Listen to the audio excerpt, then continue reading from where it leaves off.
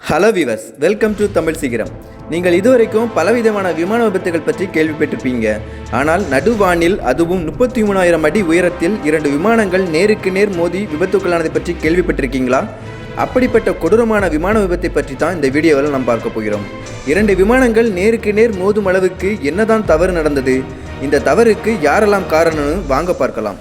அதுக்கு முன்னால் நம்ம சேனலில் சப்ஸ்கிரைப் பண்ணாமல் இருந்தால் சப்ஸ்கிரைப் பண்ணிக்கோங்க. கூடவே பக்கத்தில் இருக்க பெல் சிம்பிளையும் கிளிக் பண்ணிக்கோங்க. வாங்க வீடியோக்குள்ளே போகலாம்.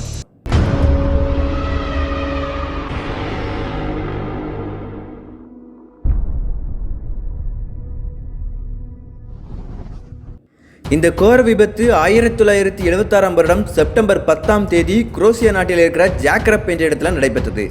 அன்று காலை லண்டன் விமான நிலையத்திலிருந்து பிரிட்டிஷ் ஏர்வே B-லைன் 476 இஸ்தான்புல் நோக்கி புறப்பட தயாரானது. இந்த விமானத்தை அனுபவம் வாய்ந்த கேப்டன் டென்னிஸ் டான் இயக்கினார். இவர் இந்த விபத்து ஏற்படுவதற்கு முன்பு வரைக்கும் கிட்டத்தட்ட 10,700 மணி நேரம் விமானத்தை இயக்கிய அனுபவம் வாய்ந்தவர். இந்த விமானத்தில் இவரையும் சேர்த்து மொத்தம் 63 பேர் பயணித்துள்ளனர். திட்டமிட்டபடியே சரியாக 8 மணி 32 நிமிடத்திற்கு லண்டனில் இருந்து இஸ்தான்புல் நோக்கி இந்த விமானம் புறப்பட்டது. அதே வேளையில் யுகோஸ்லாவியில் உள்ள ஸ்பிலிட் விமான நிலையத்திலிருந்து ஜெர்மனியின் கொலான் நோக்கி ஃப்ளைட் நம்பர் JP550 108 பயணிகளுடன் புறப்பட தயாரானது. இந்த விமானத்தையும் அனுபவம் வாய்ந்த ஜோசப் கிரஹாம்பக் இயக்கினார்.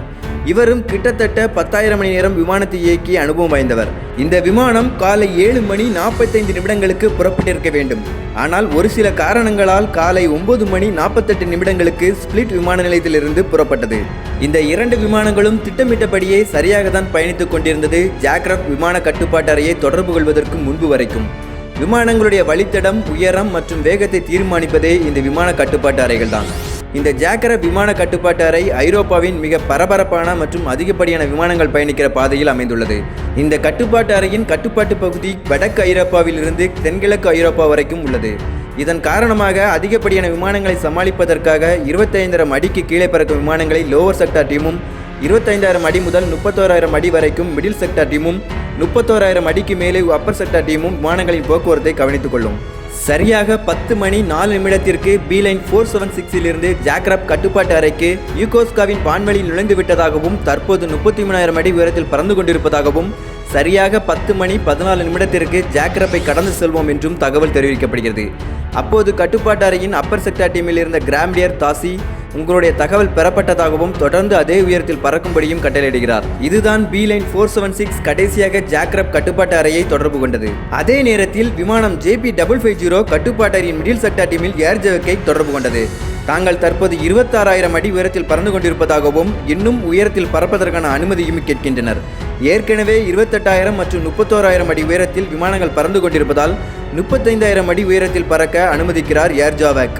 இங்கிருந்துதான் தவறுகள் ஆரம்பமானது. அதாவது மிடில் செக்டாரில் பறந்து கொண்டிருக்கும் விமானம் அப்பர் செக்டாரில் பயணிக்க விரும்பினால் அப்பர் செக்டார் டீமிடம் அனுமதி பெற வேண்டும். ஆனால் ஏர்ஜாவேக் தாசியிடம் அனுமதி பெறாமலேயே அப்பர் செக்டாரில் பயணிக்க அனுமதி வழங்கினார்.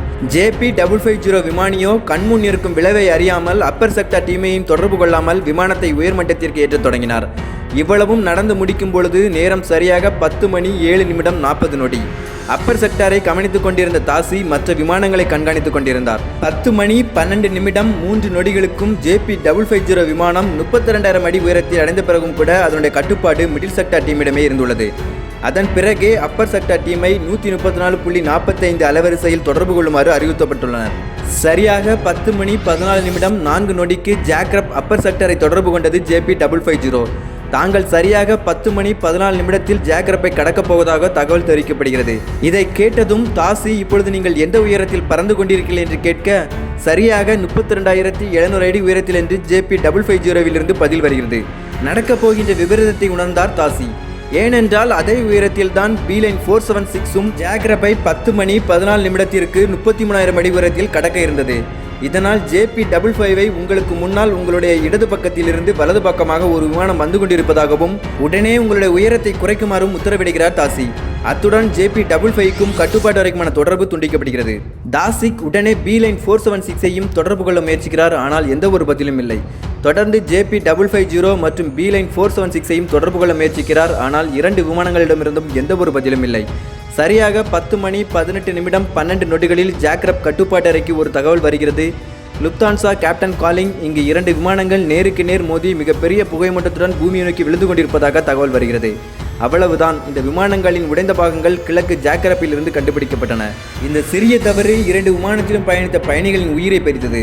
இந்த விமான விபத்தை பற்றி நீங்கள் என்ன நினைக்கிறீங்கன்னு கீழே கமெண்ட் பண்ணுங்கள். வேறு எந்த விபத்தையோ அல்லது தகவல்களையோ தெரிஞ்சுக்கணும்னு நினச்சிங்கன்னா அதை கீழே கமெண்ட் பண்ணுங்கள். மறக்காமல் தமிழ் சிகரம் யூடியூப் சேனலை சப்ஸ்கிரைப் செய்து தொடர்ந்து இணைந்திருங்கள். தேங்க்ஸ் ஃபார் வாட்சிங்.